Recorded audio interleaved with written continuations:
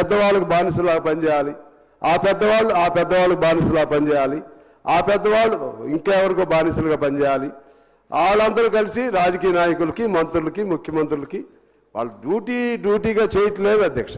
ఎక్కడో పనిచేసే పరిస్థితి వస్తూ ఉంది. దాన్ని ఆ సిస్టమ్ తీసేయాలి. ఆక్సిలరీ ప్రమోషన్స్ అంటారు. ఆక్సిలరీ ప్రమోషన్స్ అంటే ఏంటది అధ్యక్ష? అడ్డగోలుగా చంపడాన్ని ఆక్సిలరీ ప్రమోషన్స్ ఇస్తారా?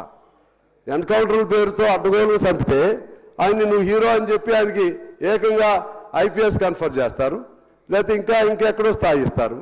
అసలు ఇంకా పోలీసులు న్యాయబద్ధంగా పనిచేయాలనే ఆలోచన ఎలా వస్తుంది?